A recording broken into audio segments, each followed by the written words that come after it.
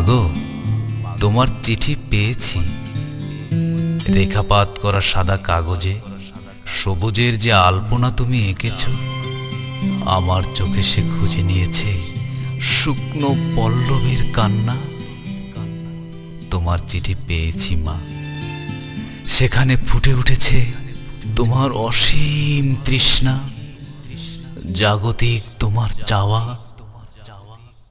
বহুদিন বহুদিন তোমার উত্তর দেই না, তাই নয় কি? তোমাকে কি দিয়ে লিখব? আমার সমস্ত কাগজ কলম আজ আমার থেকে অনেক অনেক দূরে। ওগুলো আমার মাঝে কোনো সার্থকতা খুঁজে পায়নি।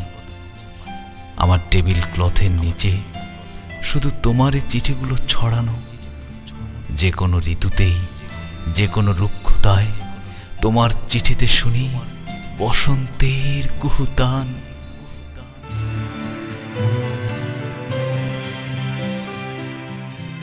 মা, মাগো, একটি বছর হয়ে গেল আমি বাড়ি যেতে পারছি না। হয়তো ভাবছ ছেলে পড়াশোনা নিয়ে খুব ব্যস্ত। তুমি লিখেও দিয়েছ, বেশি রাত জাগিস নে বাবা, শরীর খারাপ হয়ে যাবে।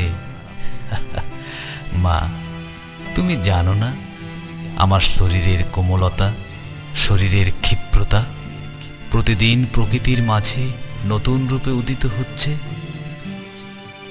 রাত ৩টের আগে কখনোই ঘরে ফিরে আসা হয় না। মা, মাগো, তোমার চিঠিতে লিখেছ ভোরবেলা উঠে নামাজ পড়বি। মাগো, এত ভোরবেলা ওঠা যে হয় না। তাছাড়া আমার ভালো মন্দে ঈশ্বরের কি বা আসে যায়? সে তো তোমাদের, সে তো আমার নয়। তুমি আগামী মাসে আমার কাছে আসবে জানিয়েছ। আমি খুব সংশয়ে আছি মা, কি দিয়ে তোমাকে সংবর্ধনা দেব? তোমার অসীম চাওয়া আর প্রাপ্যতার শূন্যতা।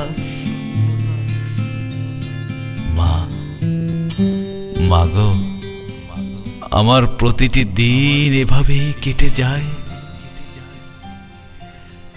যদি যদি কোনোদিন খ্যাতিমান হই, সে তোমার গর্ভের গৌরব। ইতি তোমারই লোটাস।